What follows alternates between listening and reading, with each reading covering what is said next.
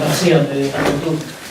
Merci à vous d'être là dans cette présentation tronquée, parce qu'il n'y a pas d'autre, d'un travail dont j'aimerais vous présenter 2-3 lignes principales. Saulka, c'est un nom d'origine polonaise. Mon papa était polonais, émigré à l'Argentine. Et pour faire l'histoire brève, il a connu au moins une femme, et je suis né. J'abrège le chapitre intermédiaire. J'ai grandi là-bas, l'accent grec. J'ai quitté pour des raisons tout à fait banales. Et je ne suis plus jamais revenu pour des raisons tout à fait policières. J'étais pas un enfant, parce que j'avais déjà 24 ans, et j'étais trop attendu. Pas forcément par des gens qui voulaient du bien, comme 30 000 autres mes compatriotes. Voilà, ça c'est la partie, sauf pour moi, éventuellement inintéressante. Et ce que je vais vous raconter, éventuellement, ce qui suit pourrait l'être, et j'attends beaucoup, effectivement, de ce que mon ami Hervé Castanet va dire, va objecter, va commencer avec moi, et les vôtres d'intervention. Donc je vais vous parler de la feuille jaune que vous savez dans le dossier, même pas de la feuille jaune, je vais vous parler de la première feuille jaune, de la couverture de la feuille jaune. Je n'aurai pas le temps pour autre chose. Et Jean-Jacques, il y en a qui me souviennent de la feuille jaune. Qui a pris la feuille jaune? Merci beaucoup. De préférence, il ne faut pas s'asseoir dessus. Bon, donc, la feuille jaune.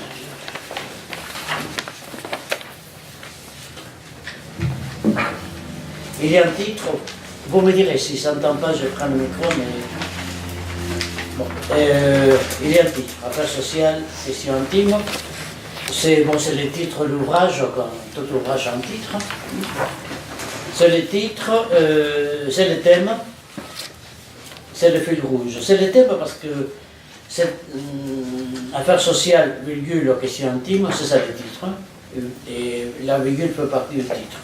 Fait partie de façon essentielle du titre, je dirais pourquoi.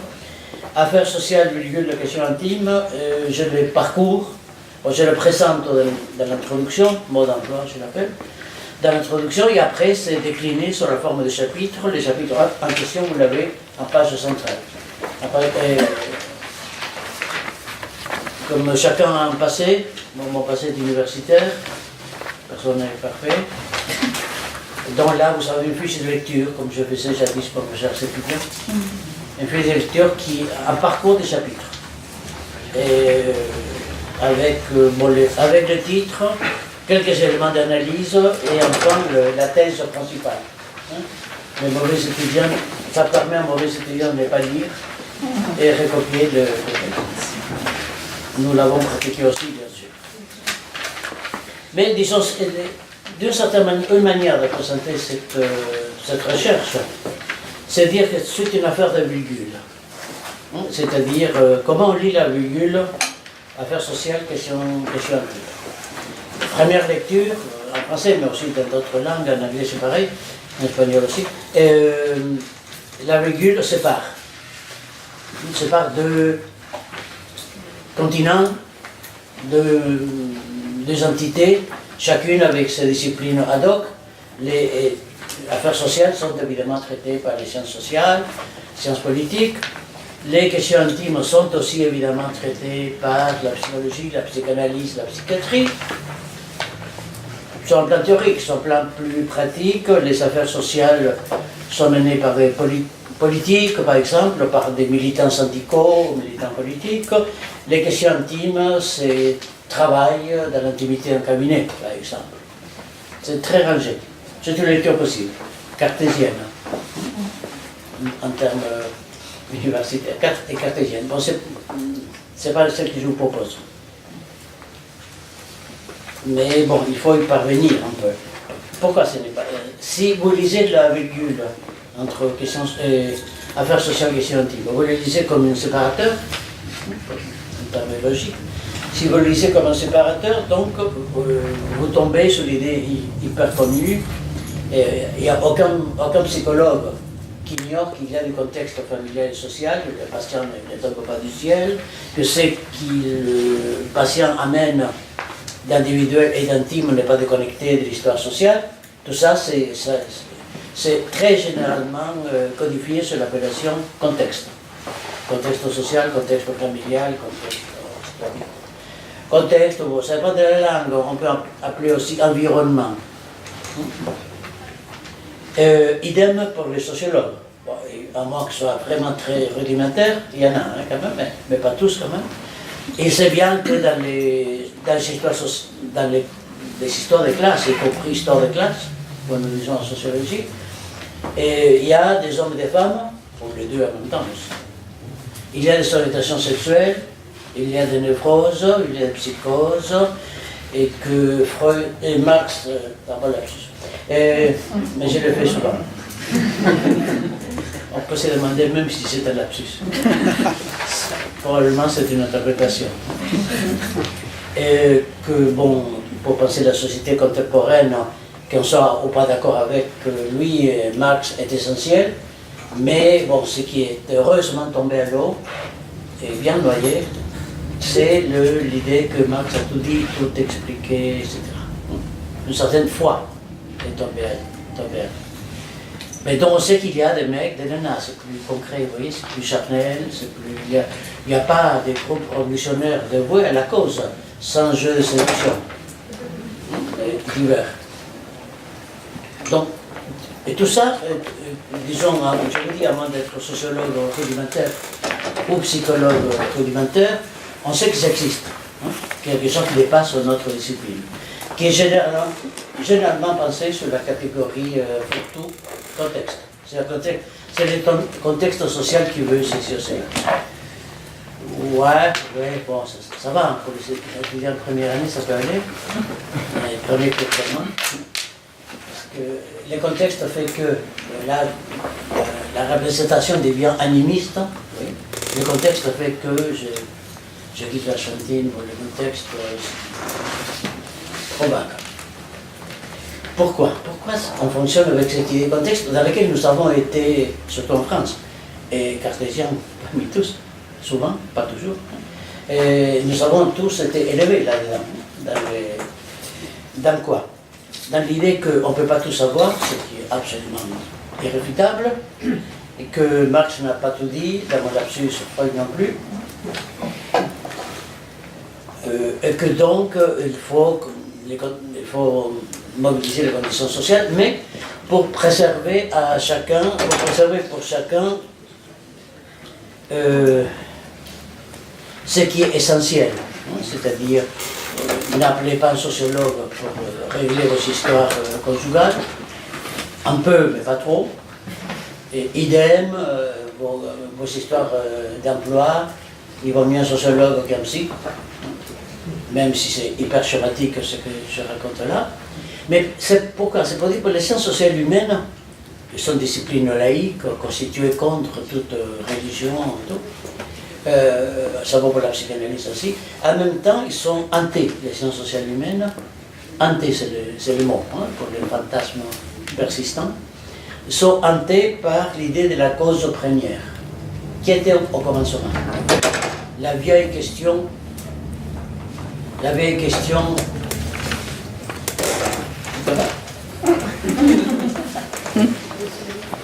Ne jamais perdre les camarades concernés par la vie.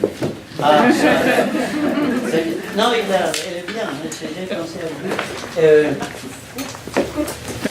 La cause première, oui, nous sommes dans une civilisation laïque, paraît-il. La cause première, c'est pour les religions. Il y avait avant toute religion. Au commencement, dans la psychologie judéo-chrétienne en particulier, au commencement était en terre. C'est très difficile, pas possible, mais très difficile dans notre culture de renoncer à la cause première. Y compris quand on pratique des disciplines hautement laïques, comme la sociologie, les sciences politiques et, d'après moi, la psychanalyse. Très difficile. difficile de renoncer à la cause première. Vous pouvez, à la place de la cause première, il y a un personnage ad hoc, bien sûr, Dieu. Ça, c'est la partie facile. De Dieu, on peut se défaire. Chacun de nous a dû probablement faire ce cheminement. Mais ça, c'est la partie facile. Hein? Ça, c'est la partie facile. Parce que Dieu se réincarne beaucoup, comme vous savez. Il y a beaucoup de réincarnations et de pseudonymes. On peut remplacer Dieu par, en politique, par le comité central. C'est ironique, mais c'est très tragique. Hein. Ça, c'est contre la vie de mort. Hein. On peut le remplacer par le comité central, ou d'un point de vue plus théorique, on peut le remplacer par des classes sociales, ou par les statuts sociaux. On peut le remplacer aussi par le désir. Là, vous souriez de moins en moins. Je ne sais pas pourquoi. On peut le remplacer. Hein? Tout ne remplace pas.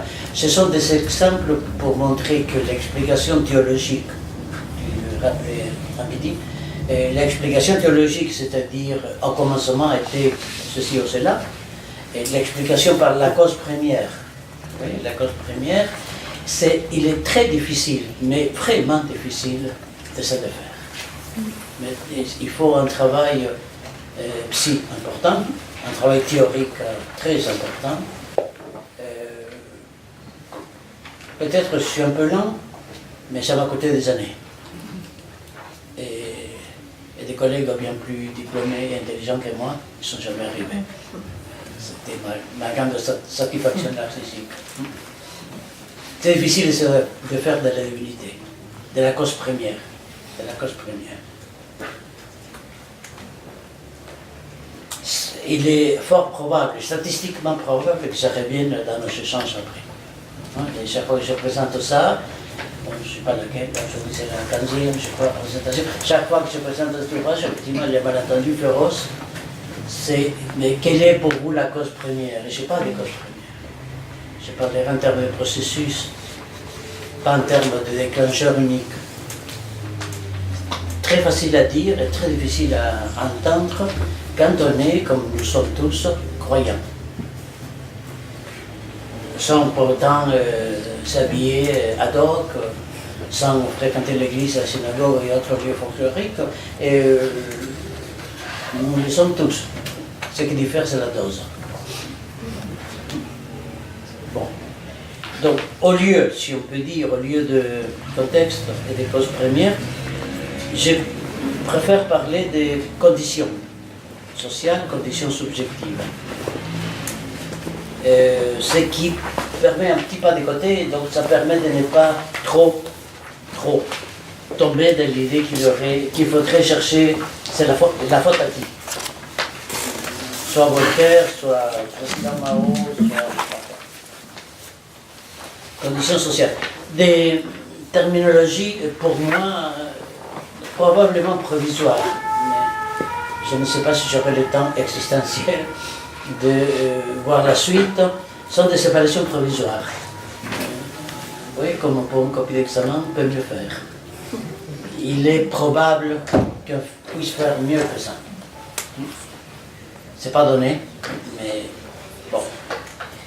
Parler donc de... quand on parle de contexte, on parle de l'influence. Oui. L'influence est toujours extérieure.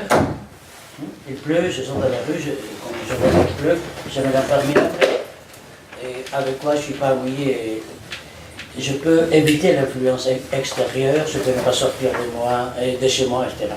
Et on peut proposer au lieu d'influence sociale, politique, de son père, de sa maman, de sa petite maman, au lieu d'influence, on peut parler de surdétermination. Surdétermination, sans aller trop loin, écoutez le mot. Oui, détermination sûre. C'est-à-dire, il y a plusieurs déterminations opérant sur le même objectif. La dite surdétermination n'est jamais que sociale, n'est jamais que psychique. Bon, je vous fais une version amicale. Bon. Donc, maintenant la virgule. Enfin, à nouveau la virgule. Soit la virgule indique le contexte, nous avons déjà dit, deux entités extérieures qu'il s'agit de lier, soit la virgule indique une liaison jamais interrompue. Ce n'est pas pour séparer, c'est pour indiquer, ce n'est pas la conjonction et affaire sociale et affaire pas du tout. C'est pas une conjonction. C'est pas une conjonction parce que les deux choses, je veux dire pour le moment, les deux choses en question sont déjà liées toujours. Sont déjà liées toujours. Qu'est-ce que ça veut dire sont toujours déjà liées? Ça veut dire que sont séparés, séparables dans la perspective analytique de telle ou telle discipline. Ce qui me semble banalement nécessaire. On ne peut pas tout savoir, on ne peut pas s'occuper de tout à la fois. Ça coûte des années, beaucoup de peine de devenir un psy plus ou moins potable, idem pour les sociologues. Donc, effectivement, c'est inexorable de renoncer au rêve de l'encyclopédie universaliste, qui n'est pas complète d'ailleurs, non plus, comme c'est là. Donc, d'un point de vue disciplinaire, effectivement, il y a des problèmes sociaux, il y a des questions psychiques, etc. Dans le réel, je prétends, c'est la partie soit novatrice, soit folle, parfois c'est synonyme interchangeable. Dans le réel, il n'y a pas de problèmes sociaux qui ne comportent pas des enjeux intimes et réciproquement. C'est-à-dire quoi? C'est-à-dire que cet ouvrage sur les 8 chapitres, que je ne vais pas développer, juste commenter un ou deux, selon le temps, cet ouvrage, c'est une banalité extrême. Banalité extrême, il se limite à faire délibérément, ça c'est pas banal, limite à faire délibérément, c'est que tout bouquin, tout livre de sociologie ou de psychanalyse fait des faits et mélanger les registres. On ne peut pas traiter. On ne peut pas traiter des affaires sociales sans traiter de questions de séduction, sexualité, orientation sexuelle et autres. Et on ne peut pas traiter des questions de configuration psychique sans que d'une manière ou d'une autre, des enjeux idéologiques, notamment des sociologues essentiels, sans que des enjeux idéologiques soient à l'œuvre pendant la cure, pendant le traitement, dans les conséquences que le patient va ou va tirer. Vous voyez donc, dans les réels des disciplines, dans les livres, pour le dire comme ça, plus schématique encore, dans les livres de sociologie, on traite d'affaires sociales. Bon, ça c'est le premier cours de sociologie. Dans les livres de sociologie, dans les livres de psychologie et ou psychanalyse, je sais pas la même chose, on traite des questions de configuration psychique. Ça, c'est la version officielle de chacune des disciplines. Les conseils de l'ordre théorique de chacune des disciplines. Mais en même temps, les traitements que de fait fait le sociologue, que de fait fait le psy, ne peut pas, quelle que soit sa bonne ou sa mauvaise intention, et il ne peut pas faire l'économie, les sociologues de la dimension psychique et les psy de la dimension idéologique. C'est ma posture, qui est un peu de la corde raide, pour une fois, parce que c'est difficile à tenir, et parfois je m'embrouille, j'avoue. Et oui, parce que c'est difficile, très difficile. Bon, donc, ça c'est la préface. Voilà. Très raccourci, c'est la préface. Après, il y a 8 chapitres. Page centrale. Je vous rassure, je ne compte pas le développer. Mon sadisme avec 8. Déconstruire la vieillesse. Bon, là, vous savez 3 colonnes, que j'ai évoquées tantôt. Déconstruire la vieillesse, c'est le premier chapitre. Déconstruire, vous savez, ça n'a rien à voir avec détruire, ça n'a rien à voir avec démolir. Ça veut dire, en philosophie, Derrida, interroger. Interroger la vieillesse. C'est-à-dire, comment devient-on vieux? Pardon. Comment entre-t-on dans la vieillesse? Réponse immédiate, facile. Hein, il suffit de patienter.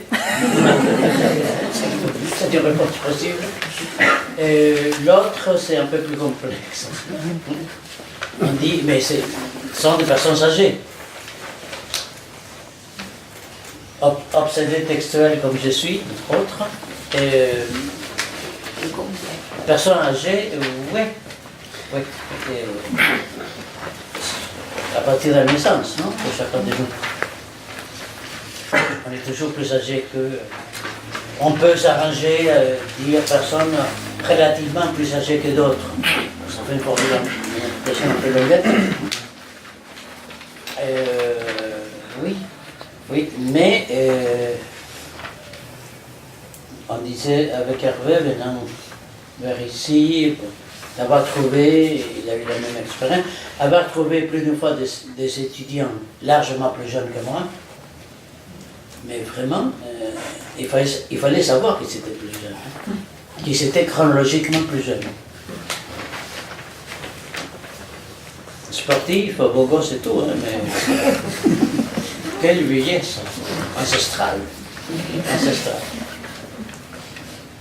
Il y a dans un chapitre annoncé par une phrase Eric Satie. Il y a des jeunes, je ne me souviens jamais de la phrase, bon, peu importe ici, mais. Ça,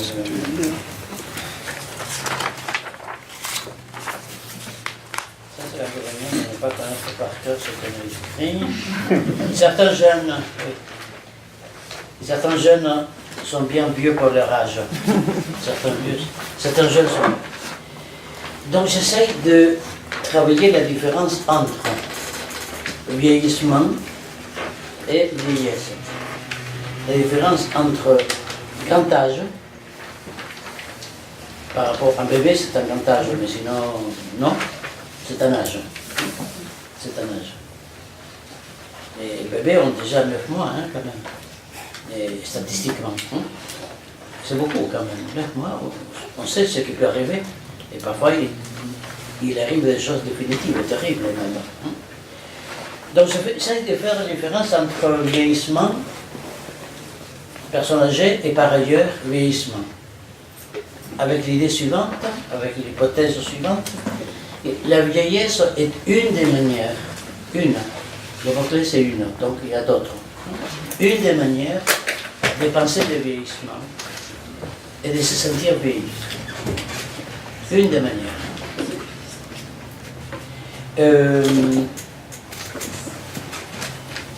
Bon, c'est un plagiat, je la plagie beaucoup, plus d'une fois d'ailleurs. Si on devait voir, on n'est pas femme, on le devient. Bon, ça vaut pour les hommes aussi, bien sûr, mais ça vaut aussi pour les petits vieux. Et ils ne sont pas vieux parce qu'ils sont à un certain âge. Certains sont vieux très, très jeunes, d'autres ont des difficultés à l'être. Celui qui vous parle, par exemple, j'ai des sérieuses difficultés. Mais sérieuses, hein, parfois c'est. Oui. Je disais à un monsieur très, très gentil, je ne suis pas au courant que je n'ai plus 20 ans. Et je vous jure, je n'ai pas de plus belle lorette. Hein. C'est très, très particulier. Pourquoi?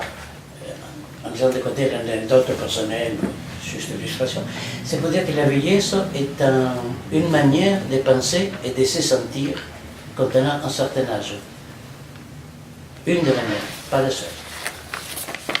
Donc l'objectif pratique, parce que c'est ça qui m'importe à moi, l'objectif pratique ou du moins clinique de cette manière d'aborder la vieillesse, c'est de contribuer à libérer les petits vieux de la vieillesse.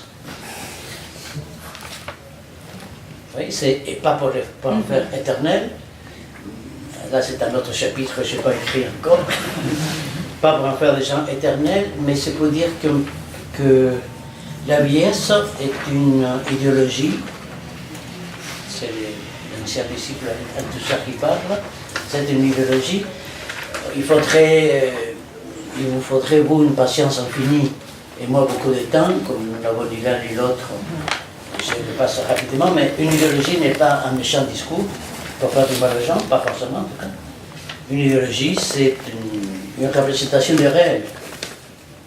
Et une représentation non neutre du réel sur un leitmotiv idéologique, c'est liberté, égalité, fraternité. C'est génial comme principe. Ça construit un pays. Et c'est l'idéologie à l'état pur. Demandez aux nobles aussi. Demandez aux têtes des Aristotes, sinon. Donc, la vieillesse comme idéologie, c'est-à-dire comme une pensée, une manière de penser des choses, une manière de faire et une manière de construire des institutions, EHPAD par exemple, je m'occupe beaucoup de travaux sociaux.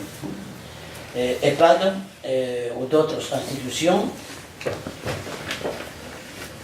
ou dans les transports publics, sièges réservés. Hein, ça, c'est avantage quand même. Hein.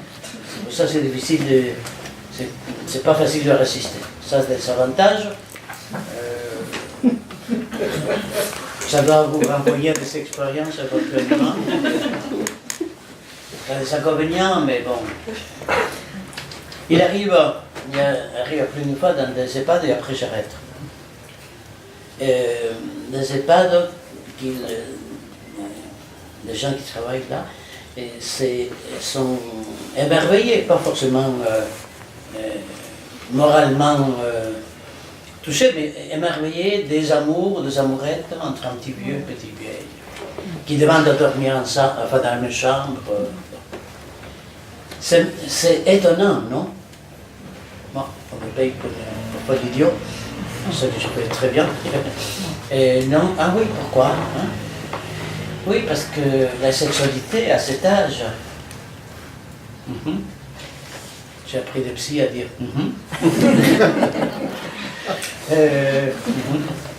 comme si l'amour, pendant la jeunesse, allait de soi. Oui. Mais comme ils reçoivent l'institution où ils travaillent, ils reçoivent des petits vieux qui sont censés entrer en vieillesse.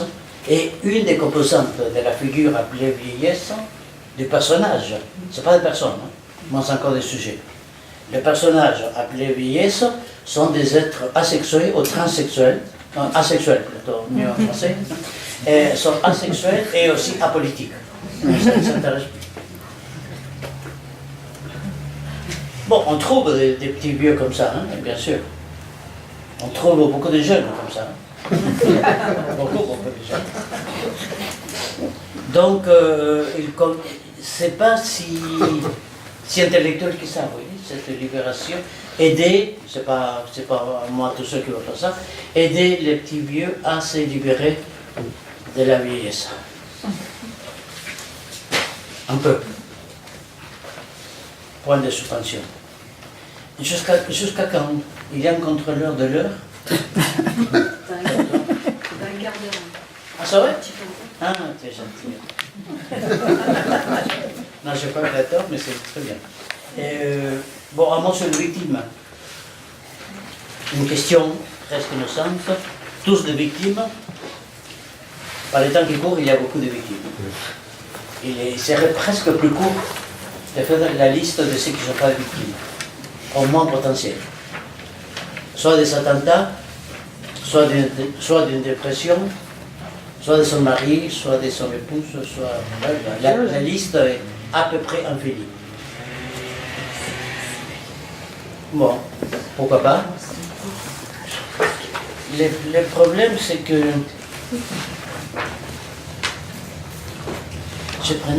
j'ai rentré sur Paris de Béziers, dans un avion, disons, une avionnette, hein, plutôt. Avionnette, bon, d'une seule file de fauteuil, tout ça. Il y a eu, je ne sais pas quel problème technique, donc l'avion a été dérouté sur Clermont, Clermont-Ferrand. Bon, il est descendu, il ne s'est rien passé, strictement rien. Et au sol, il y avait des psychologues, femmes. Pardon. Je vous jure que c'est vrai. C'est pas la peine d'inventer, la réalité est tellement folle, c'est pas la peine d'inventer. Derrière, il y avait des pompiers, hein, au cas où. Mais devant, il y avait les psys qui nous demandaient ça va, messieurs, en espérant une réponse. Et la bonne réponse, c'est-à-dire pas de jour. J'ai dit oui, la fille était très jolie, j'ai trouvé. C'est ça que j'ai regardé, et regardé mon malheur. Malheureusement, je n'avais pas ça. Bon, ça. Elle est passée au suivant. Voici au moins celui-là était un client solvable. Bon, et ce n'était pas le cas, etc. Il faut dire que c'est une idéologie pratique, oui. Les victimes, les victimes courent les rues, on pourrait courir, surtout au sens propre du terme. Mais le problème pour moi, c'est que la victimologie, qui est une discipline née dans les années 50 aux États-Unis, c'est une sous-discipline de la criminologie. Ils adorent les victimes. Ils vivent que pour ça. Qui un travail social s'appelle des gens fragiles. Hein, sont des fragiles, avec un peu de chance très fragiles. Ou un état de précarité diverse, etc. Ça console beaucoup les gens qui interviennent. Ça les rassure, je veux dire. Sauf qu'il n'y a pas des victimes, d'après moi, il n'y a pas de victimes en général. Il y a des victimes dans une société donnée, dans une couche sociale donnée, traitées d'une certaine manière. Les conditions des victimes est à la fois indéniables et creuses. Et creuses si on ne sait pas qui est mon bourreau, et qui, par son nom bien sûr, mais d'où elle relève, qu'est-ce qu'il cherche avec cet attentat ou ces crimes, etc. La victime, l'idéologie de la victime, entendez bien, je ne dis pas qu'il n'y a pas de victimes. Je dis que l'appellation victime est suffisamment générique pour pouvoir inclure n'importe qui, voire blessé dans son humanité profonde. Mais venant d'Amérique latine, force de reconnaître que les bourreaux sont humains, très humains, horriblement humains. D'ailleurs, ça poussé un peu, mais pas beaucoup, hein, ça poussé un peu, et le bourreau fait ce qu'il veut pour le bonheur, pour sauver la victime, hein, pour extirper le mal de son corps. Et l'horreur pour les bourreaux, c'est que la victime meurt avant d'avouer. La religion chrétienne a de longues histoires d'inquisition là-dessus. Il va mourir de toute façon, mais au moins qu'il avoue. Ah oui, ça fait partie du profil des postes, c'est très humain ça. Bon, j'ai l'habitude de rappeler que quand il n'avait pas suffisamment de Maccabées dans les fours crématoires, il paraît Hitler piquait des rages terribles, c'est très humain. C'est très humain. La victimologie est un humanisme qui est une maladie très répandue, comme vous savez. C'est une épidémie très répandue qui réserve l'humain à tout ce qui est bon, beau, bien intentionné, etc. Non, les humains sommes bons parfois, souvent même. Mais les humains sont aussi terribles. Hein? Terribles. Un bourreau, c'est un mec quelconque. Il n'a pas une vocation de bourreau. La mienne, c'est poste, c'est tout. Oui, il n'a pas une vocation profonde où il a été déformé par telle ou telle lecture. Oui, ça peut.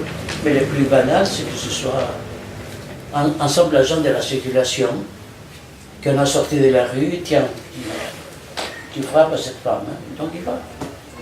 Je ne dis pas que c'est banal. Ce que j'ai dit, c'est que penser en termes de victimes, c'est escamoter les enjeux idéologiques, politiques, sociaux. Et c'est à la fois penser que la victime est fragile,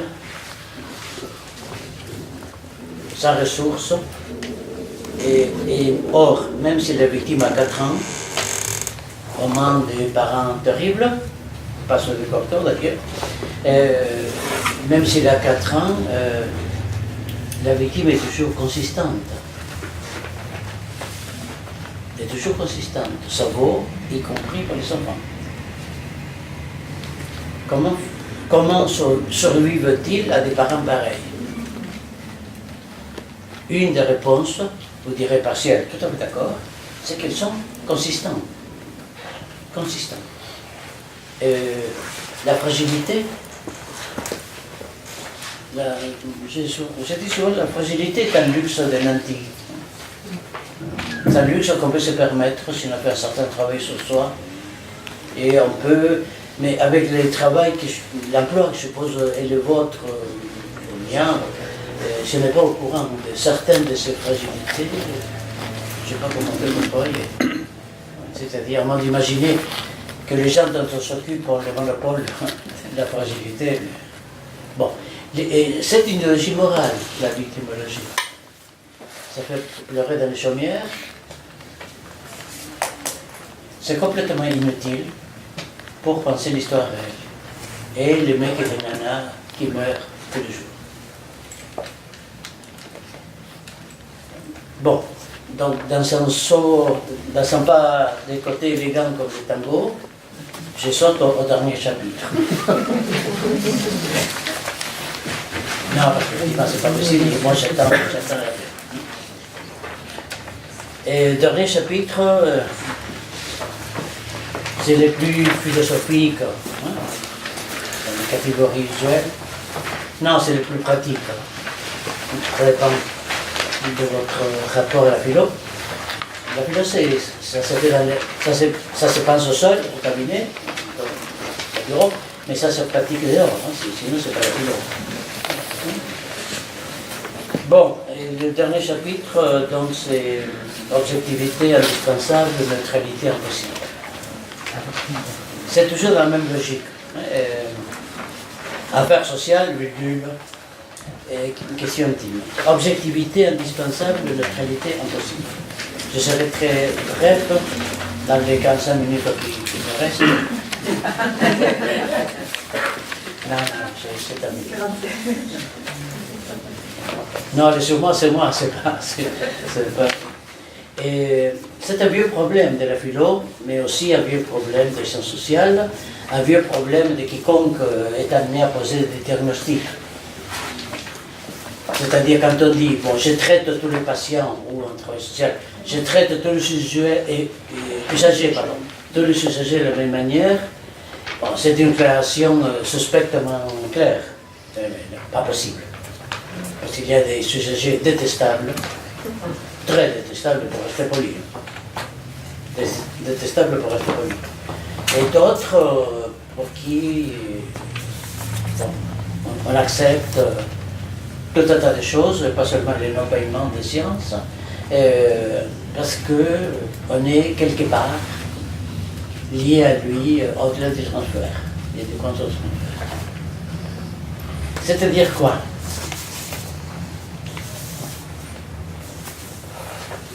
C'est-à-dire que, je ne sais pas, M. Freud avait des idées un peu particulières sur la sexualité féminine. Paraît-il, à partir de 40 ans, il disait on ne peut plus faire l'amour et écrire une œuvre. Chacun son truc. Hein. Mais bon, je ne sais pas comment ils sont faits. Ça ne l'a pas empêché de parler, de traiter de la question de la sexualité féminine. Réciproquement, M. Marx, qui était marxiste, comme vous savez, M. Marx, les époux Marx avaient, je ne me souviens jamais de son prénom, une bonne, pas mal, ça c'est les machos latino-américains. Ils avaient une bonne qui est tombée enceinte de Marx. Madame Marx s'est beaucoup fâchée, ça arrive, hein. C'est beaucoup fâché, il a quitté le foyer conjugal. Voilà. Le camarade Engels a donné de l'argent à la bonne pour qu'il c'était à Londres. A donné de l'argent à la bonne pour qu'il aille en France se faire avorter. Et la bonne est venue en France, mais elle ne s'est pas fait avorter. Elle a attendu la naissance de son enfant, qu'il a appelé Frédéric Engels. Et elle est revenue chez les Marx, qui l'ont accepté volontiers. Madame Marx qui n'était pas rancunière, qui aimait beaucoup son mari, est revenue. Et j'ai dit là, la lutte des classes a pu reprendre le dessus. C'est pas qu'ironique. C'est pas qu'ironique. C'est pour dire que. Oh, Marc écrit sur la souffrir, comme vous savez, beaucoup. C'est dire que je me suis, devant telle ou telle situation, on dit que je n'ai pas été objectif. C'est mal dit, c'est mal pensé. Objectif, on n'est jamais. C'est pas la peine. C'est une imposition morale, une contrainte morale absolument démesurée. On apprend aux travailleurs sociaux des trucs invraisemblables de genre la bonne distance. Bon, vraiment c'est facile comme ironie, mais disons combien 10 cm, 1 mètre, la bonne distance. Mais non, si vous êtes trop loin des usagers, vous ne comprenez rien. Si vous êtes trop près non plus. La bonne distance existe, mais il faut la créer à chaque fois. Mais certains phobies qu'il vaut mieux ne pas toucher. D'autres, tu t'approches, je sais pas, oui. Oui, mais je ne suis pas objectif. C'est difficile d'entendre qu'on n'a pas besoin d'être objectif, sauf d'un point de vue moral et compulsif. Et garder une attitude professionnelle, on dit aux travailleurs sociaux, garder une attitude professionnelle. Mais non, les professionnels sont des mecs et des nanas qui bandent, qui mouillent, qui sont vivants.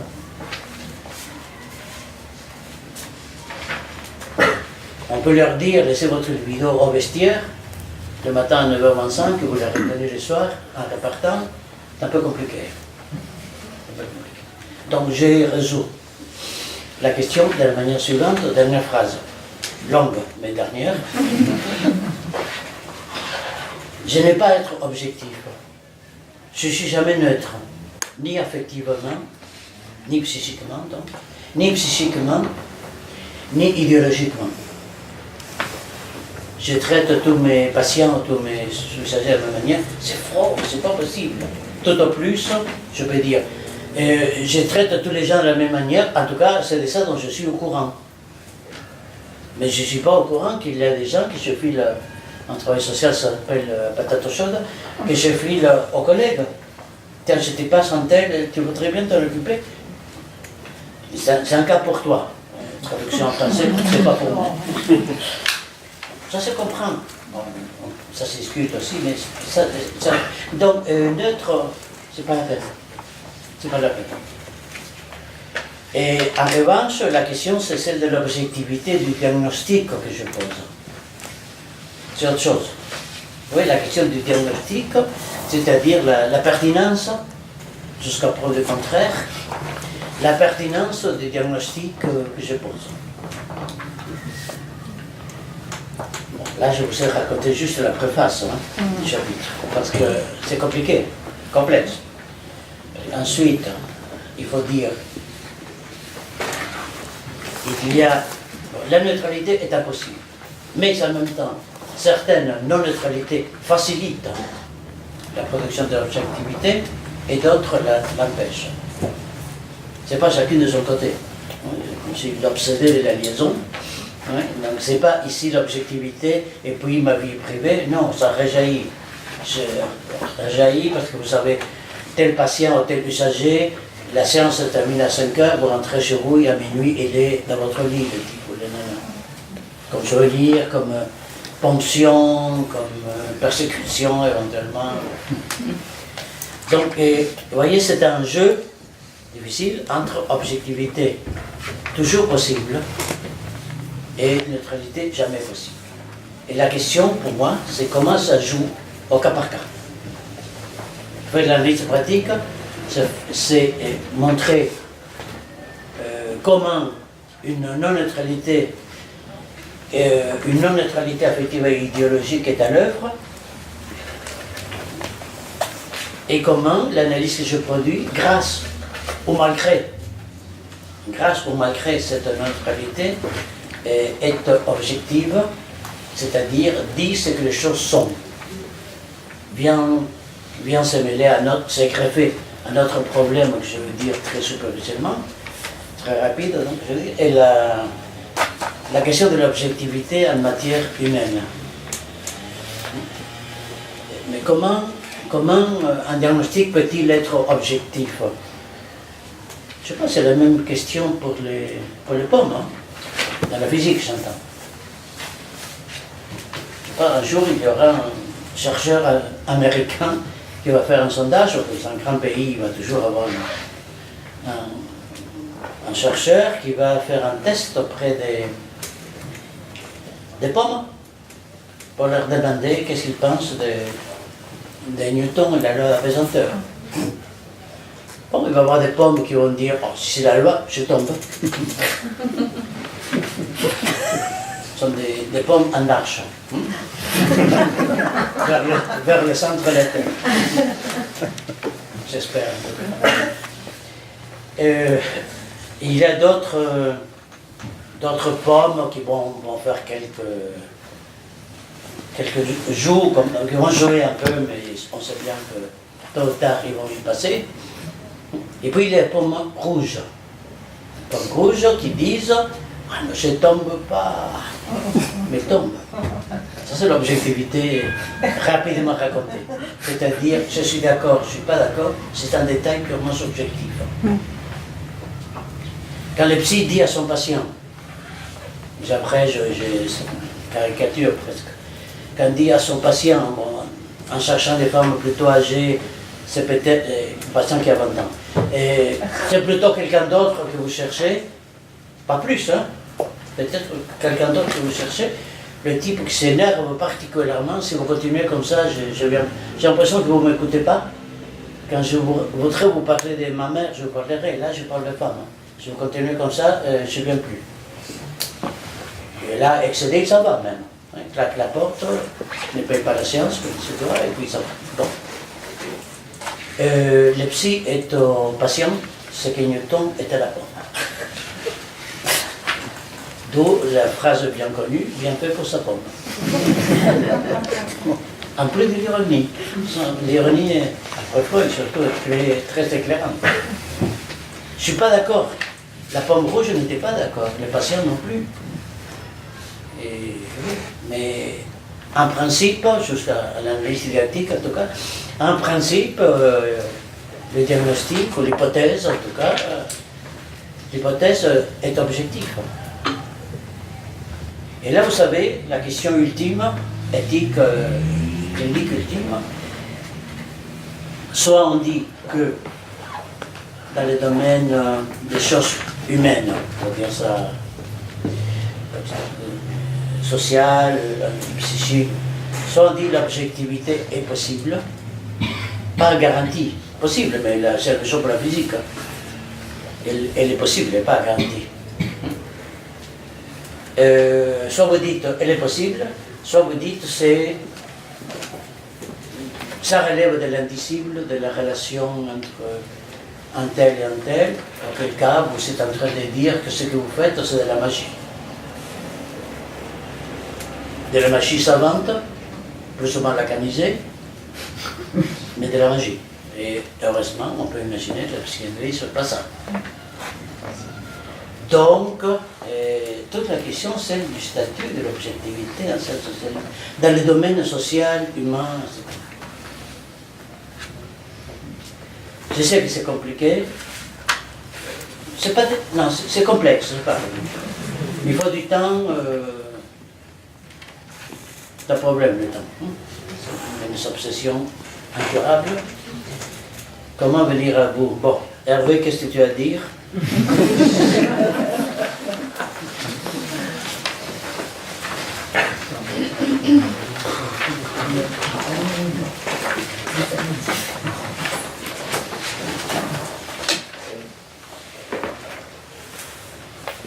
Oui, au fond, à la page 14. Je crois que j'ai trouvé qui, oui, avec qui discuter. Oui. La page 14. On trouve une phrase que Sol a déjà reprise dans sa présentation, à savoir la logique de l'idéologie et celle de l'inconscient font nœud. Vous disiez qu'au fond, si tu étais d'accord, on aurait pu partir de cette affirmation pour, au fond, dialoguer. C'est vrai. Tout à fait. Elle est simple puisqu'elle articule deux champs qui sont généralement séparés, chaque fois avec leurs spécialistes accrédités. Alors, ce que je dois dire, c'est que ce n'est pas le premier livre, le seul que je lis, et que le premier que j'ai lu, c'était celui que tu as publié en 1974 sur Althusser. Et pour ceux que j'ai lus en 1974. C'est-à-dire, pour certains d'entre nous, de cette génération, comment nous avons pu trouver chez Althusser des outils, je dis bien des outils, bien sûr c'était des concepts, mais ils avaient pour nous le statut d'outil pour nous orienter dans le monde dans lequel nous étions. C'était des concepts, mais qui avaient une visée précise de continuer dans la théorie la lutte de classe. C'est des phrases aujourd'hui qui, à la limite, en les prononçant, nous rendent vieux. Plus personne ne parle tout à fait comme ça aujourd'hui. Probablement à juste titre. Et probablement pas tout à fait à juste titre. Et c'est vrai qu'on s'aperçoit qu'à un moment donné, la façon dont nous avons appris à penser, ça marque aussi la génération à laquelle nous appartenons.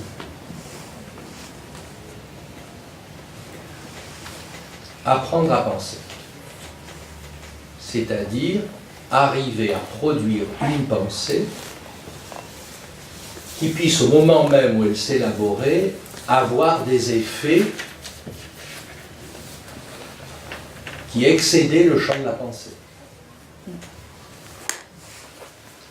Mais ce qui est très intéressant à cette époque, et on voit, je parle de ce texte ancien, c'est parce que il a bien sûr une ancienneté chronologique, mais c'est quelque part la question que tu reprends et que tu tords aujourd'hui, et le fil que tu suis. Moi, je suis toujours très sensible aux auteurs qui suivent un fil, qui ne changent pas en fonction de l'ère du temps, qui ne viennent pas dire comme ça, vous savez, je renie mes amours, je renie ce que j'ai pu dire, et qui sont donc à la mode. J'aime cette tradition de je l'ai pensé, je continue, je ne dis pas tout à fait la même chose, mais néanmoins je ne relie pas là où pour moi ça s'est constitué. Quand j'ai lu le livre dont il est question aujourd'hui, j'ai retrouvé en quelque sorte cette patte, cette inscription sol carte. Et pour moi c'est une forme de explicite de compliment.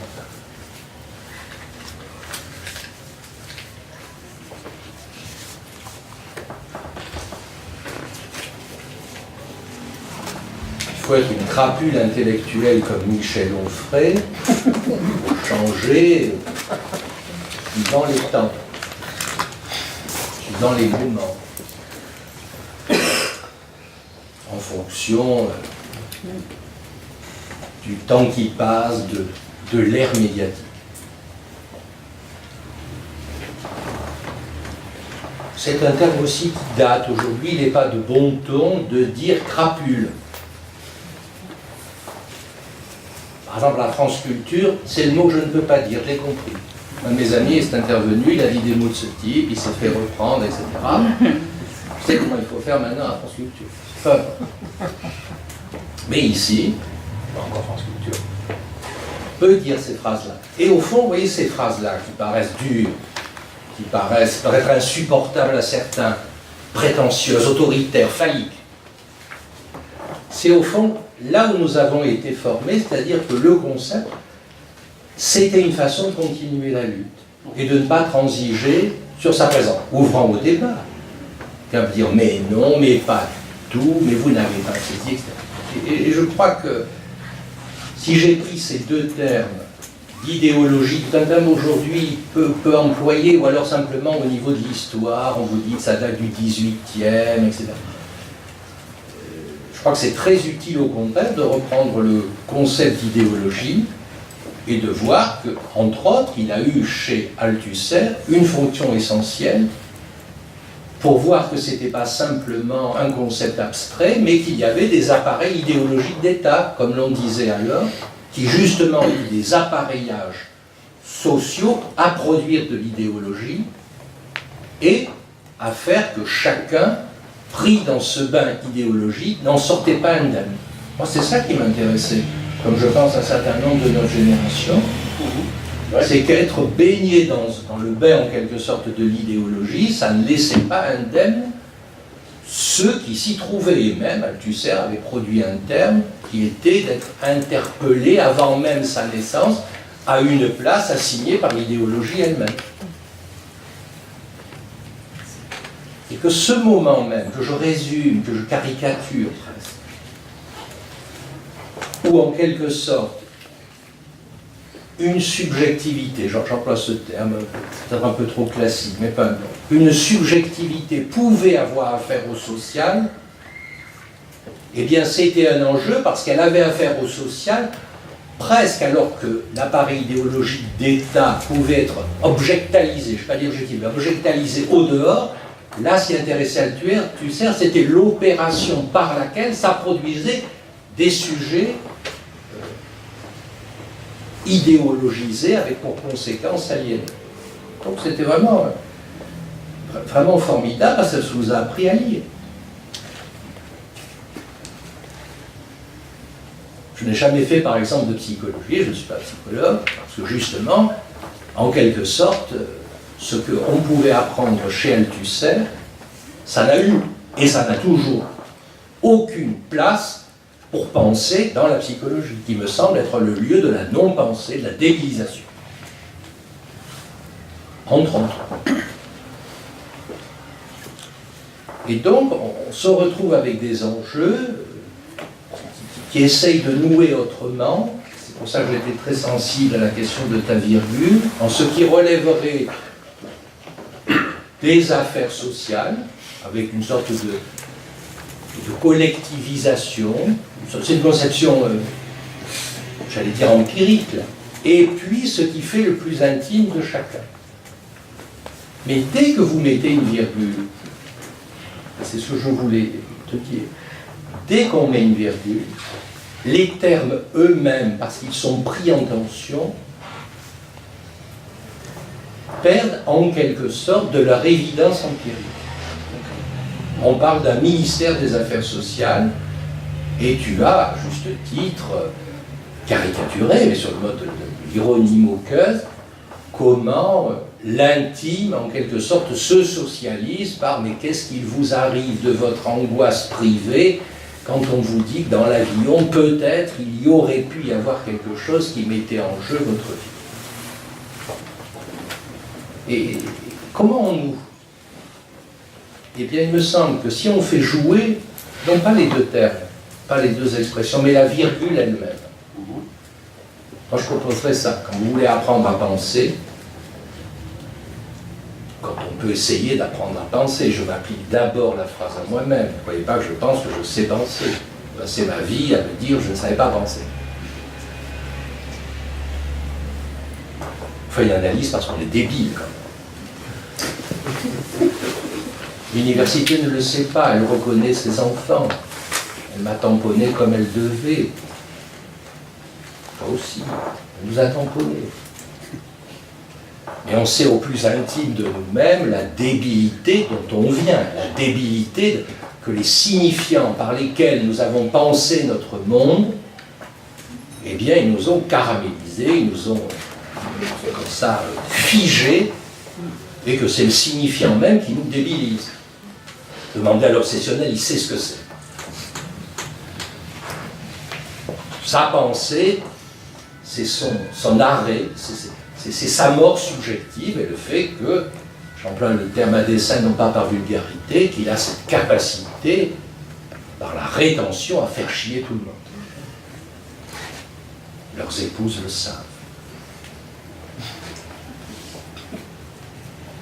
Donc, il y a un point que dès que vous travaillez la virgule, dès que vous, en quelque sorte, vous vous dites mon issue, c'est la virgule. Chacun pourrait se dire dans sa vie, quelle est la virgule, ou le point-virgule, ou le tiré, ou le demi-quadratin, ou le quadratin intégral, a pu bouger ma vie. Ça change, vous voyez. L'obsessionnel aime les idées. On l'a tamponné universitairement sur les idées exprimées. Et voilà-t-il pas qu'à un certain âge, il s'intéresse sur la ponctuation. Et que la ponctuation, ça ne ponctue pas les idées, ça transforme les idées ponctuées. Au fond. Seul, il est d'abord la virgule dans le texte. Je trouve que c'est beaucoup plus sympathique, beaucoup plus politiquement porteur, en quelque sorte, de manœuvrer avec sa virgule qu'avec les grands concepts. Parce que dès que vous faites jouer la virgule, vous bougez les concepts eux-mêmes. C'est-à-dire que vous les faites jouer de façon telle que c'est plus tout à fait ça. Et la lecture symptomale, comme disait Althusser, c'était une façon de faire bouger le texte en disant que ce qui apparaissait comme non-dit ayant valeur de défaut, ça permettait d'interpréter le texte lui-même à l'insu de celui qui l'écrivait comme la mise en attente d'une réponse à venir. Ça, c'est formidable, parce que vous avez presque, sans forcer, le trajet même d'une analyse. Le trajet même d'une analyse, c'est pas de « voilà ce que je voudrais dire, voilà ce que je voudrais soigner, guérir », les gens qui sont vraiment pas bien. Bien sûr. Mais ils ne se guérissent pas, comme on croit, au nom des grands signifiants qui viendraient ripolliner de façon universalisée ce qu'il en fait question au plus intime. Moi, je pense qu'on doit souffrir avant tout d'une virgule, d'un point-virgule. Ne parlons pas d'un point d'exclamation. Et il existe même maintenant le point d'ironie. Oui. Ça, c'est déjà un acquis. Si vous souffrez du point d'ironie, soit vous avez le versant schizophrénique, l'hôpital est plutôt votre lieu. Une ironie mortifère. Mais on peut aussi voir la dimension de l'ironie qui refuse d'être la dupe des grands signifiants du Père. C'est-à-dire l'ironie non plus schizophrénique qui fait que le drame, c'est que le symbolique n'opère pas à tenir ce qui cogne, ce qui fait air et qui est insupportable un peu à distance, mais ce point-là, on pourrait se demander si c'est pas dans la ponctuation, l'index même d'une position féminine. Ce qui déjà offre des avantages pour travailler, pour jouer. Et dès que vous avez une position féminine, soit vous caricaturez garçons et filles, c'est-à-dire rose et bleu, infirmière et médecin, secrétaire et avocat. Vous demandez à nos chers collègues, bons docteurs, et je m'inclus dedans, qui ont épousé leur secrétaire, aux enseignants, leurs étudiants, aux professeurs, leurs internes, etc., etc. Eh bien, c'est au fond que ça fait bouger les catégories, et comme les femmes, vous ne les avez plus comme des réalités objectives, objectivables, on compte les pantalons ou les jupes, les formes des cheveux, etc., mais où vous avez là aussi que la question du féminin interroge chacun, quel que soit le côté où il se place, garçon ou fille.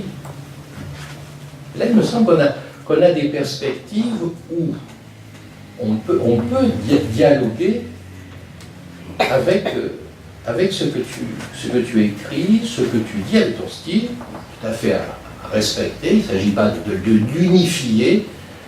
Et moi, je crois que c'est ce qui nous intéresse le plus, c'est là où nous nous rencontrons.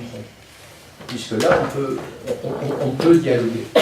Je ne plaisante pas, c'est pas pour m'amuser, quand je dis que c'est la virgule, parce que c'est ces éléments-là qui font que ça bouge, les catégories bougent. Et au fond, ce que tu nous fais entendre, c'est que certaines assignations idéologiques, et l'idéologie, Même s'il y a des appareils, il faut toujours en passer par la langue d'assignation. Il n'y a pas d'idéologie sans langue d'assignation. Ce qui fait que les grands tyrans ont toujours eu un intérêt particulier pour qu'est-ce que c'était la langue. Il y a un texte admirable du camarade Staline sur ce qu'est la langue. Est-ce que c'est une superstructure? Est-ce que c'est une infrastructure? C'est un texte formidable. Quand je dis qu'il est formidable, vous devez toujours le lire en vous disant c'est du Staline. C'est pas la gloire de Staline aujourd'hui. Notez bien, c'est vraiment critique. Il faut le rapporter à qui est Staline, à ce qu'il a fait, à l'histoire, etc. Et en même temps, un intérêt sur la langue elle-même, qui a sa tradition philosophique, par-dessus l'autorité de ça. Il y a des projets comme ça, de mettre la philosophie, et notamment de mettre la langue au service des maîtres. Donc l'idéologie passe toujours par des mots. Et quand Barthes pouvait dire dans sa leçon au Collège de France, qui avait scié tout le monde, la langue est fasciste, c'est quoi qu'il voulait dire? C'est qu'effectivement, à partir du moment où je parle et où j'assigne, eh bien, je tente de soumettre le monde à ce que je suis en train de dire, et quelque part, tout le travail ensuite, la poésie, la littérature, les mots, et là vous mettez à la fois Mallarmé, vous mettez Freud, vous mettez Lacan, vous mettez Marx, vous mettez beaucoup d'autres, pour montrer comment effectivement il y a un fascisme de l'intérieur à cogner, à taper, à s'opposer à lui. Et donc, quand il y a cet élément-là de la langue, de l'assignation, ça pose la question de j'y crois pas, je m'y conforme, je m'y conforme. Bien sûr, ce n'est pas une question de volonté, mais qu'au fond, une analyse, c'est de savoir comment chacun se décolle. Ça prend du temps. Ça prend beaucoup de temps.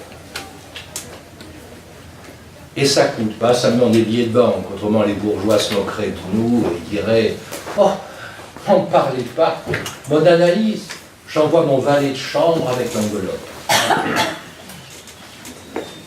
Ça aurait peut être la position d'un Don Juan, probablement. On imagine que Don Juan, en analyse, il ne se commettrait pas avec le petit personnel médical et il enverrait son valet avec l'enveloppe. Les passants qui m'expliquent ça, au fond, je suis le petit personnel. Ils me payent pour ça, rassurez-vous.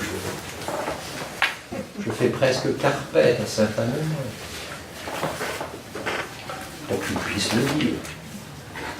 Et puis le 10 ans avec plus d'assurance, ils finissent un beau jour, je ne bouge même pas, à se casser la figure parce qu'il leur allait une bricole. Ils pensaient quand ils venaient, c'était leur valet qu'ils pouvaient envoyer, et voilà-t-il pas que leur sexe au moment de la rencontre des corps n'est pas au rendez-vous.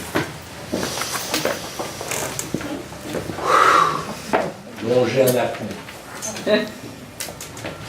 Ah, c'est ça dont on parle. C'est-à-dire que là où, me semble-t-il, je dis avec mes mots comme je peux, que là où il y avait une assignation, là où il y avait au fond une doctrine du A-État, grand A et grand A, une affirmation presque tautologique, qui rebondit sur elle-même, là ça bouge de façon telle qu'il arrive des bricoles. Et que quand il arrive des bricoles, qu'elles soient sociales ou qu'elles soient privées, vous apercevez que maintenant, c'est comme la bande de Moïmus. Si elles sont privées, elles sont sociales. Si elles sont sociales, c'est qu'elles sont privées. D'une certaine façon. Elles sont politiques, elles sont privées, parce qu'on ne peut pas penser le privé sans la dimension du politique, pas politique-politicien. Eh bien, là, il y a quelque chose qui fait lourd. Alors on pourrait même dire, comment ça se noue? Je me suis posé la question. Comment ça se noue les deux propositions que tu fais? La logique de l'inconscient et la logique sociale. D'abord, il y a logique. Donc déjà, vous avez déconstruit, vous avez opéré, vous avez classé, vous avez fait du Durkheim. Les faits sociaux sont des choses, donc vous ne les observez pas telles quelles comme ça, qui vous sauteraient au visage. une fois de plus Althusser, démontrant que même chez ceux qui vous disent méfiez-vous de cette, vous travaillez dans des institutions n'importe où, méfiez-vous de cette phrase, moi je n'ai pas de doctrine, je me baigne dans la réalité pratique, je me mets dans le coup, et après je me fais une idée. Ça c'est le pire qui peut arriver. Les gens sont... Là il faut vraiment se dire ennemi de classe. Ennemi de classe. Parce qu'évidemment, la moindre petite pratique a toujours sa théorie non su. C'est le pire, c'est une théorie qui ne se sait pas, qui oriente la pratique et dont on fait croire que la pratique elle-même produit la vérité. Une personne m'expliquait qu'elle n'arrivait pas à nager dans l'eau. Ça c'était intéressant parce que les bécassons à qui elle le disait lui répondaient « Mais c'est simple, tu n'as qu'à faire la planche et l'eau te porte. Il suffit d'être dans l'eau pour savoir nager. » Allez demander aux phobiques ce qu'ils en pensent. C'est-à-dire qu'il vous faut déjà une assomption, comme on dit, subjective pour accepter de faire des mouvements dans un endroit qui est quand même bizarre. Et je crois que c'est ça, la doctrine rend le monde bizarre, rend les évidences bizarres, et fait qu'au fond, il y a toujours une doctrine, c'est ce que montrait Althusser à propos des scientifiques. Moi, je fais de la chimie, vous avez entendu, je ne fais pas de philosophie. Ennemi de classe. Pourquoi? Parce qu'il va vous faire le coup de la cause première. Il suffit d'attendre. Selon sa position et l'histoire, il sera du côté du sabre ou du goupillon. Et le sabre, du côté duquel il sera, on ne va quand même pas tout à fait s'y retrouver, même s'il se clame révolutionnaire. Donc, moi je crois que c'est important. Je me suis dit, mais comment c'est noué? Les deux. D'abord, c'est sur des logiques. Alors, comment des logiques peuvent-elles se nouer? On fait un effort un peu intellectuel, donc c'est pas forcément avec vos mains, mais il faut vous dire, la logique est une construction, ça épure, ça déconstruit, bref, ça classe et ça pense. Et comment ça se noue? Alors, il y a différents types de nœuds. Ça ne peut pas être un nœud borroméen à 3 puisqu'il n'y a que 2 termes. Je me demande, c'est la question que je pose à Sol, c'est si au fond, c'est pas sa façon à lui de dire la petite phrase qui suit, ce n'est pas lié. Ah ça va beaucoup plus. Ça se noue, mais c'est pas lié, tu dis. Là, on avance. Il me semble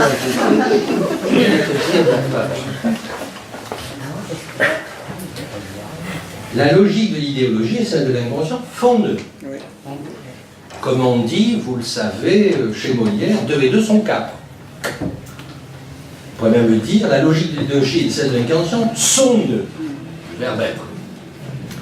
Et tu ajoutes, pas utile alors de chercher à éventuellement les lier.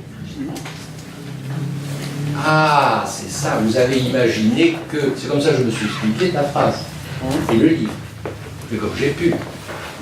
Ah oui, c'est ça. Il y a les affaires sociales, il y a les affaires intimes, elles existent déjà au dehors, comme le verre et le jus de fruits, et par une opération adéquate, je peux verser le jus de fruits dans le verre. Je les lis, je les articule. On peut même imaginer, pour ceux qui aiment toujours la référence non dite et recouverte par le refoulement, les corps séparés se rencontrent au moment où ils font l'amour. Ils se nouent, ils se lient. C'est pas ça. C'est de penser qu'ils sont déjà séparés et qu'ensuite vous les lirez. En fait, c'est une bande de Moebius, la modalité du nouage. C'est une modalité, la bande de Moebius, vous le savez, vous prenez votre doigt et qui passe dessous, vous ne lâchez pas le ruban et vous ne savez plus et vous vous dites, eh ben alors, et vous pouvez en déduire, ben c'est votre vie qui est comme ça. Nous sommes des bandes de Moebius incarnées, ce qui fait qu'au moment où vous pouvez dire je l'aime, vous lui faites mal. Au moment même où lui dites je n'en veux pas, vous ne lâchez pas la main.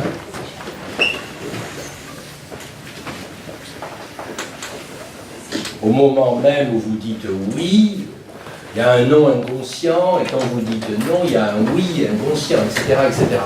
Je me rappelle ce patient qui me disait au moment où une femme, il avait une vingtaine d'années, me disait que ça s'était passé à Aix-en-Provence, sur la route du Tolonais, comme il avait une certaine culture, il disait sur la route de Cézanne.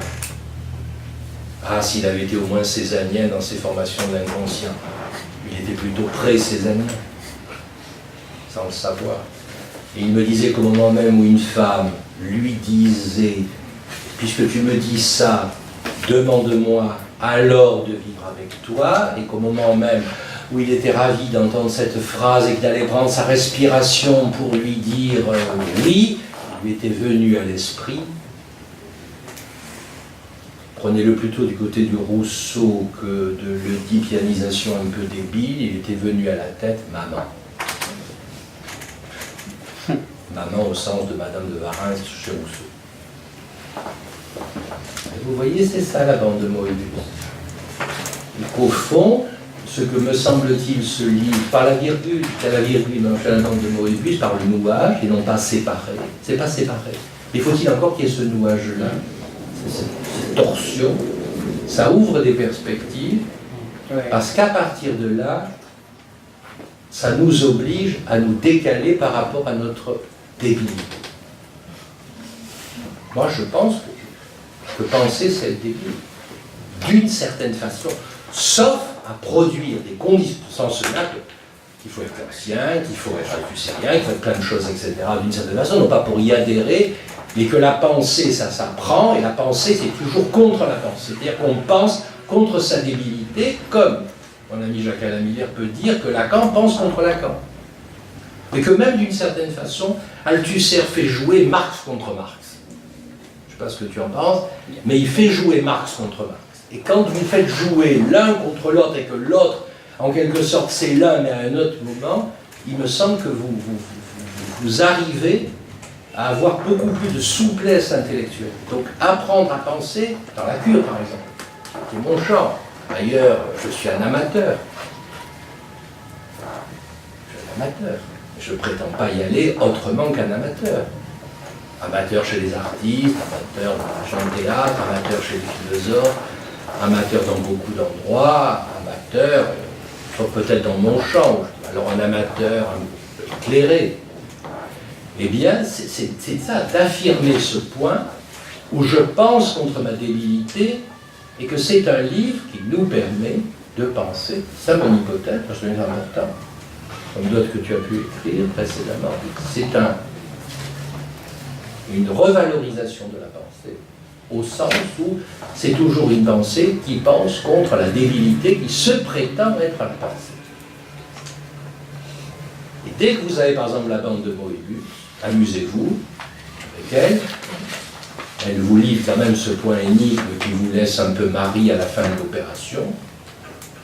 C'est que si, dessus-dessous, vous n'en sortez pas, ça vous change de à droite, à gauche, avant, après, une cause, Dieu, Hegel pour Marx, etc. Et toutes les références d'Althusser dans notamment Vital. Bon, eh bien, c'est ce jeu-là. Quand vous avez par exemple la surdétermination sur laquelle tu as insisté, qui est un terme clé par exemple pour la psychanalyse, on croit que parce qu'on a reçu un coup sur la tête, ça explique tout. Voir à ces imbéciles qui disent est-ce que vous avez eu des attouchements dans l'enfance? Bien sûr, vous posez la question. Bien sûr, vous posez la question. Cliniquement. On fait comme les curés et les juges, on entre dans le détail. Le doigt, le sexe, comment ça s'est passé? Bien sûr, faire ça. Mais sauf à croire que là est la causalité de ce qu'on observe ensuite sous la forme du symptôme. Je reçois un coup, ça fait mal, il y a une bosse. Bon, même en médecine, c'est une causalité un petit peu plus compliquée. La lecture de Claude Bernard nous a enseigné là-dessus, avec l'histoire des lapins, des urines, des vérifications, etc. Mais surtout, dans notre champ, il faut le minimum, si vous voulez, conceptuel pour produire un effet, par exemple un symptôme, c'est qu'il faut 2 temps. Au moins 2 temps. Et donc, c'est déjà plus déterminé, c'est surdéterminé. Or, le problème avec la surdétermination, c'est que vous ne la voyez pas. Vous ne pouvez pas arriver à dire c'est ça, elle est là, je la tiens, je la maîtrise, je la contrôle. Et donc tous les spécialistes qui veulent contrôler les causes, qui veulent contrôler cette affaire, ce sont des spécialistes de la cause unique. Vous n'avez personne qui dit, qui prétend dire, parce que ça serait risible, je vais m'occuper de la surdétermination. Parce que là, c'est vraiment comme quelqu'un qui vous dirait je me mets au milieu du nœud borroméen et je tire sur les fils et je vais le dénouer. Mais non, ça ne marche pas comme ça, il faut le couper. C'est la même chose. Alors que la cause unique, la cause essentielle, la cause la cause de la cause, c'est-à-dire vraiment une pensée théologique, divine, il y a Dieu, etc. Même si vous faites le pas cartésien d'un Dieu qui ne trompe pas, qui ne vous dit pas tantôt c'est 2 et 2 sont 4, puis parfois 2 et 2 sont 5, donc il vous autorise quelque part à la condition de la science, il n'en demeure pas moins que la causalité, la causalité multiple et la surdétermination causale, ça casse tout ce qui relève de l'évidence. Tu vois ce que tu dis? Absolument d'accord. Et qu'au fond, les causalités dont on nous parle, qui expliqueraient que c'est tout au mieux dans les cas de la covariance, et absolument pas de la causalité, c'est-à-dire ça varie ensemble. Et vous en avez un exemple. On va prendre des exemples de chez nous, on va prendre Durkheim. Le grand livre sur le suicide, et vous apercevez que, par exemple, on se suicide plus l'été, c'est un constat. Eh bien, ça n'est pas veut dire que le suicide a pour cause les saisons. C'est une variation concomitante qui nécessite tout un appareillage de doctrine pour expliquer comment la concomitance des deux, observable, mesurable, quantifiable, c'est quand même quand les gens meurent et quand ils partent suicide, mais qu'au fond, le système explicatif nécessite toute une armature qui fait l'objet du livre merveilleux, Le Suicide. Donc vous voyez, puisque tu en parles. Et au fond, vous voyez que là, on a une ouverture qui est de... Dès qu'on met la surdétermination, vous paumez n'importe qui dans une émission de télé, par exemple. Vous avez des journalistes qui ont un effet d'apnée immédiat. Ils essayent de rattraper. Bon, ils me parlent de l'effet, moi je lui ai posé la question de la cause, et là ils attendent la cause pour bondir dessus afin de poser leur autre question, et de passer à l'autre spécialiste. Voilà la cause sociologue, quelle est la cause du X, du Y, du Z, et la cause de la victime, bien sûr, qui a vécu tout cela. Mais oui, moi j'ai reçu le coup. Et bien en fait, on s'aperçoit que la surdétermination, c'est très peu vendeur pour l'explication. Mais, voilà, ça nous apprend à passer.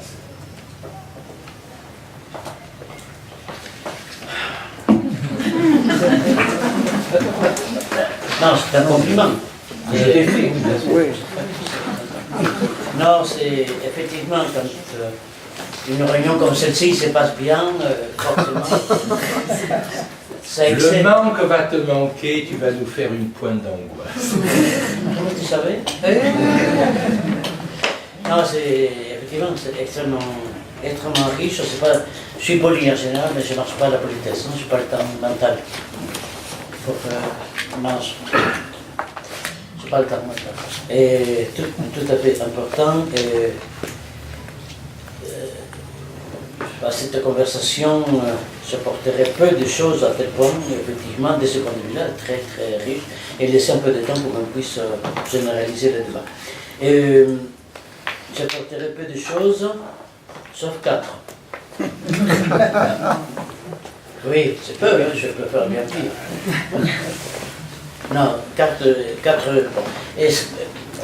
Et tu marques très bien, je marque très bien aussi, le fait qu'on ne peut pas penser les temps contemporains sans donner un rôle positif à l'idéologie. Pour tout un tas de raisons tout à fait compréhensibles et partageables, même, il est tombé à des études pas sortables, pas parlables, ça s'entend, ça peut se partager même. Sauf qu'il n'y a pas d'autre mot. Je veux dire, il n'y a pas d'autre objet capable d'expliquer ce que l'idéologie, à son moment, voulait expliquer. Une petite raison, c'est qu'Althusser a pensé que je connais bien l'individu, disons. Je connaissais la cuisine. C'est important, la cuisine. Très important. Bon, il a tenté de penser l'idéologie comme on pouvait la penser dans les années 60 ou 80. Il avait commencé Lacan. Il avait sa propre analyse, il savait à peu près ce qu'inconscient veut dire. Mais il n'a pas. Il était d'accord, donc je peux le dire en public. Et il n'a pas réussi à penser ce qu'il fallait penser au XXIe siècle, et l'idéologie inconsciente fonde-le. Fonde-le déjà, serait la formule complète.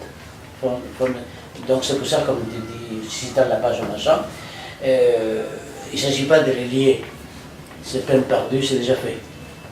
La preuve, c'est déjà fait qu'on ne peut pas parler du féminin, tu l'évoquais. Le féminin, c'est une construction idéologique pour les sociologues. Et enfin, j'ai dit sociologue, mes patrons n'étaient pas tout à fait d'accord pour me nommer sociologue, mais c'est un détail administratif. On ne peut pas parler en psychanalyse, les centres de la sociologie, la compagnie. On ne peut pas parler du féminin sans, à l'insu de celui qui en parle, à l'insu théorique au moins de celui qui en parle, et sans mobiliser certaines conceptions sur ce que le féminin veut ou pas dire. À moins que vous pensiez le féminin sans chair, c'est que serait pour le moins lamentable. Je cherchais le mot. Donc on ne peut pas penser debout. Mais disons, pour garder l'exemple et pas l'user, on ne peut pas penser le féminin sans quelques figures idéologiques propres à une époque, sinon à une couche sociale donnée. Ce qui n'invalide absolument pas le concept ou la catégorie des féminins, ça ne le valide pas, ça le met sur terre. C'est tout à fait autre chose. Ça la rend charnelle. Bon. Donc, il y a des raisons pour que l'idéologie, à la fois, est tombée dans un certain opprobre, et pour qu'elle revienne. Elle revient comment? Je vous donne l'exemple, même pas un exemple. L'exemple du retour de l'idéologie, quand on est poli et politiquement correct, on ne dit pas idéologie, on dit éthique. Une des raisons de l'extrême diffusion de la chose. Il y a même l'éthique des affaires. Je trouve ça très bien, hein. Enfin, amusant, je veux dire. Je m'amuse beaucoup avec la théorie. C'est mon jeu préféré. Jouer.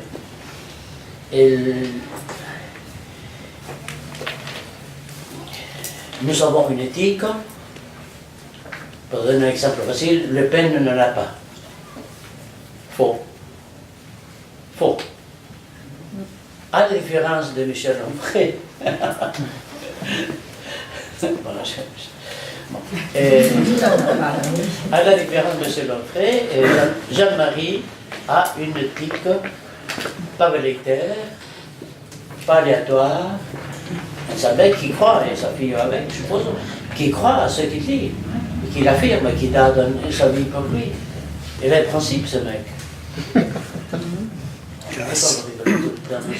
Hélas. Je me réjouis. Non, pour vous dire, évidemment, je ne suis pas en train de défendre Le Pen, c'est pour dire, mais l'autre non plus, c'est pour dire d'éthique, on ne peut pas manquer. Donc, comment faire la différence entre leur éthique et la nôtre, pour dire comme ça? Comment faire la différence? C'est l'idéologie. Hein. C'est-à-dire la visée de chaque éthique. Comment elle est constituée? Quels sont ces bons objets, ces objets dénigrés? Et donc, quelle fait la différence entre deux éthiques, toutes deux également existantes? Et on vous dirait ce que vous voulez de Le Pen, sauf qu'il manque le principe, quand même. Ce sont de rares politiciens à en avoir dans ce pays. Hélas, je joue tout pour éviter l'équivoque. Et c'est la visée de l'éthique. La visée évidemment est engagée, désigne des amis, désigne des alliés, désigne des adversaires. L'éthique, contrairement au blabla régnant, l'éthique est partisane. C'est pour ça qu'elle est défendable. Parce qu'elle est Elle est partisane. Elle n'est pas universelle. Défendable ou attaquable. Et par là, bon, s'il est défendable, il est attaquable de manière ou d'une autre. Pour conclure, enfin, hein, pour conclure cette longue introduction,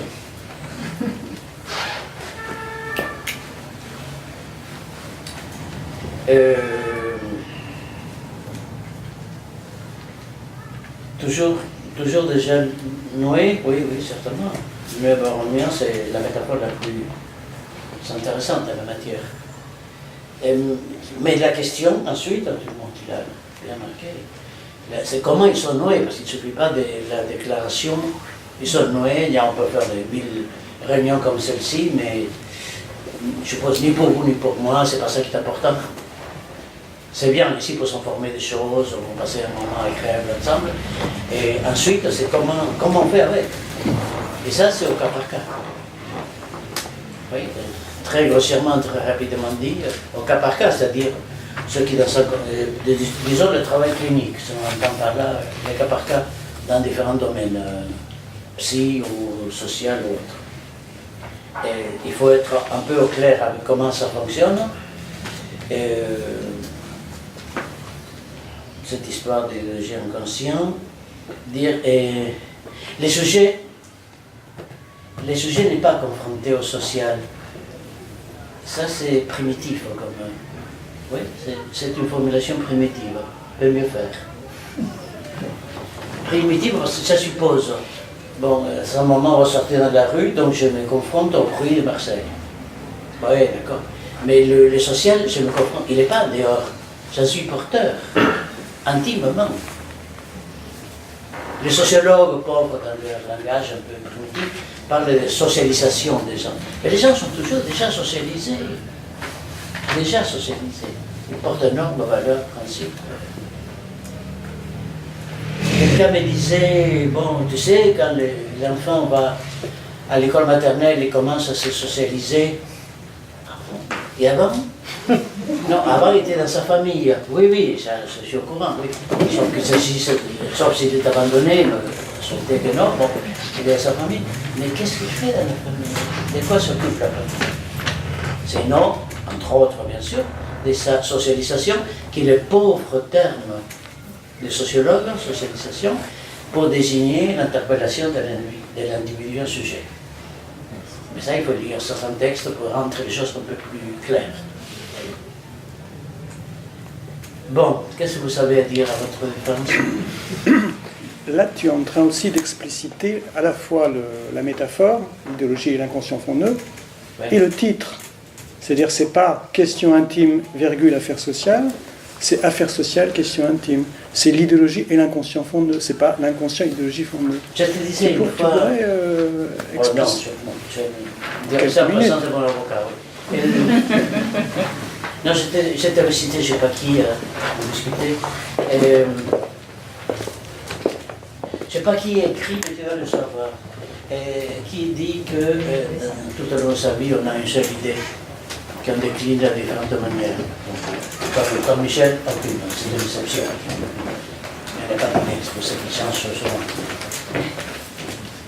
Mais bon, effectivement, depuis toujours, je ne sais pas, depuis que je me souviens de moi, et c'est ça que j'essaie de penser. Parce que C'est ça que j'essaie de penser. il y avait cette intuition chez Althusser aussi, hein. L'idéologie. Ouais, oui. L'inconscient fonctionne à l'idéologie comme un moteur fonctionne à l'essence. Oui. Donc, au fond, c'est une idée assez ancienne Oh, comme les grands. que tu élabores, que tu investis, que tu explores. Mais peut-être faudrait dire aussi que l'idéologie, c'est... Enfin, il y a l'idéologie comme structure, et puis il y a des idéologies familiales, Ouais, sexuelles, oui, scolaires. Oui, c'est ça. Parce que c'est un concept un peu... La même chose pour l'inconscient. Mais si je disais que, enfin, je proposais cette idée que c'est un concept essentiel, la même chose, je dirais la même chose, bon, tu sais, je dirais la même chose pour l'inconscient que pour l'idéologie. Impossible de passer le temps moderne. On peut le commenter, le temps moderne, on peut le décrire tirer des photos, faire des vidéos, etc. On ne peut pas les penser. Vous savez qu'est-ce que ça veut dire penser? Penser, c'est ne pas céder sur la question de pourquoi. Hein? C'est ça, penser. Ne pas céder sur la question de pourquoi. C'est une lourde question, sinon, il fallait dire c'était la palissade. Bon. Ne pas céder sur la question de pourquoi, mais ce sont deux logiques, effectivement, inséparables. Or, j'ai fait des pronostics que, de même qu'on ne peut pas penser l'idéologie en 2017 et suivant, on ne peut pas penser l'idéologie sans lien organique avec la logique de l'inconscient, sous peine de succomber au sociologisme. C'est elliptique, je sais, mais sinon, si vous ne mettez pas de l'inconscient, donc l'idéologie vous vient de la société, bon, là vous revenez à la sociologie, on peut faire mieux que ça. L'idéologie ne vient de nulle part, sauf des dieux, c'est pas recevable comme hypothèse, on est fabriqué avec. On est fabriqué, nous sommes faits d'eau, de chair et d'idéologie. Vraiment. Hein? Dans nos mouvements, de manière de nous asseoir, de parler, etc. Bon. Mais de même, j'essaie de dire l'idée, mes termes, mais c'est très compliqué pour moi. Et de même que, pour penser au XXIe siècle, la logique de l'idéologie, il faut de l'inconscient. Sinon, c'est Marx qui a envoyé ça et c'est pas possible.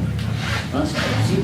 De même, on peut, à mon humble avis, mais je le partage, de même, on ne doit pas penser l'inconscient sans donner une place explicite et constitutive à la logique de l'idéologie. Là se joue, mais sûrement je ne le verrai pas, hein, mais là, en partie, ça se joue même de nos jours, la différence entre psychanalyse et psychanalysme.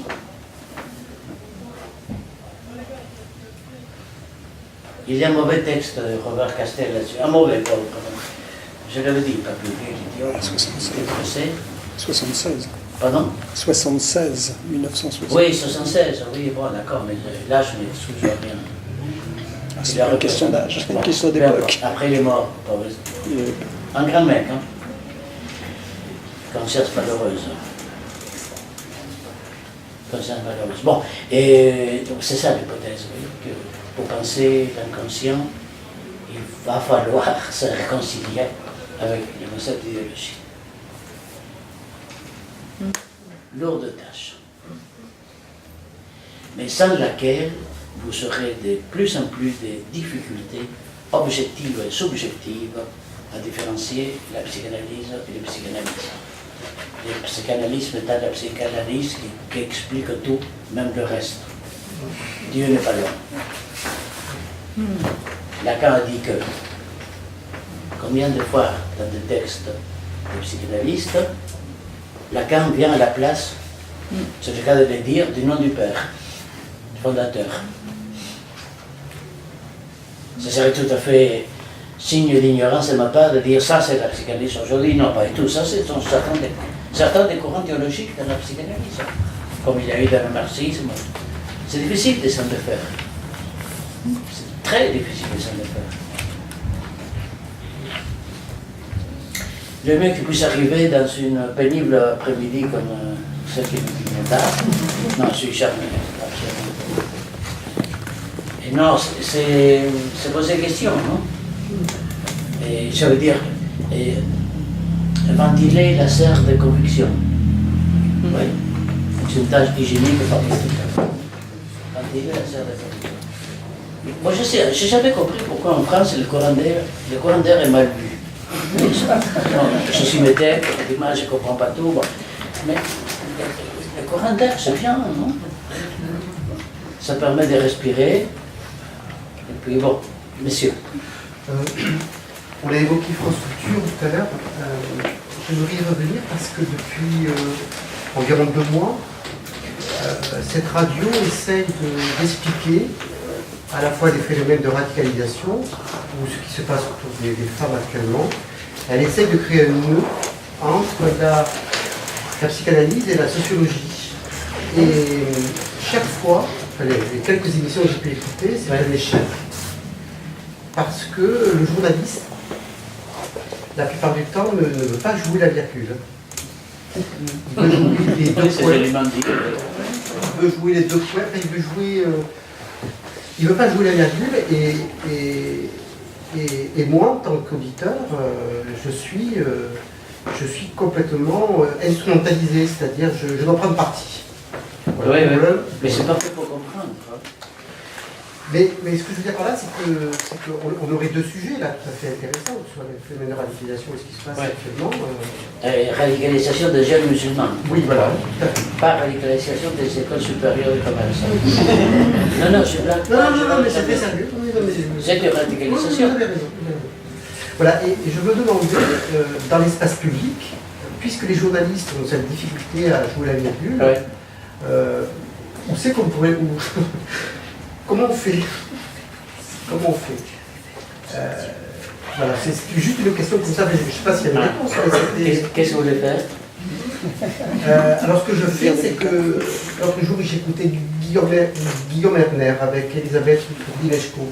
À un moment, il l'a questionné sur le phénomène de radicalisation. Elle a refusé. Elle a vraiment refusé. Ah oui. Elle a refusé en disant voilà.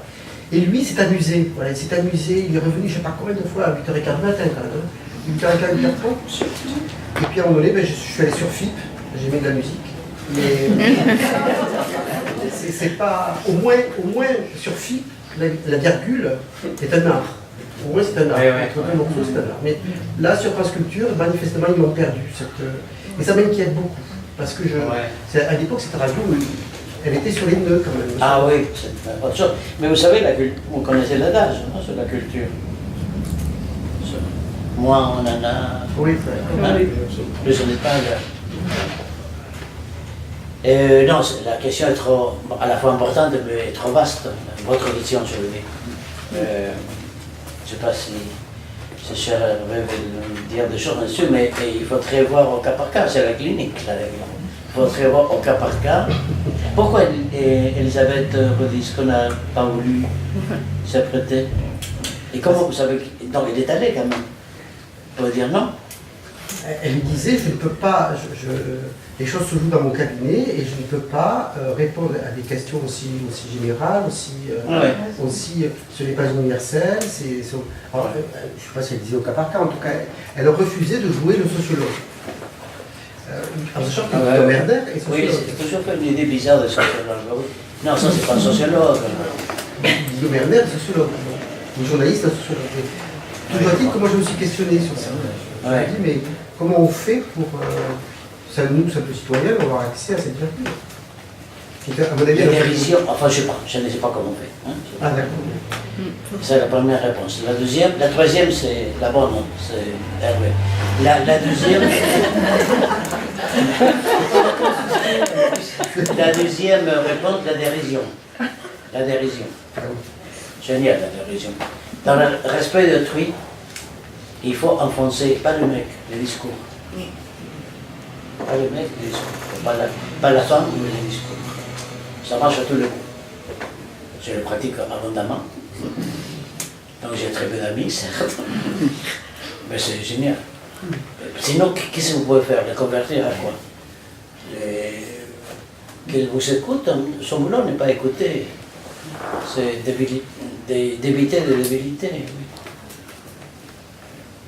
Bon, vas-y.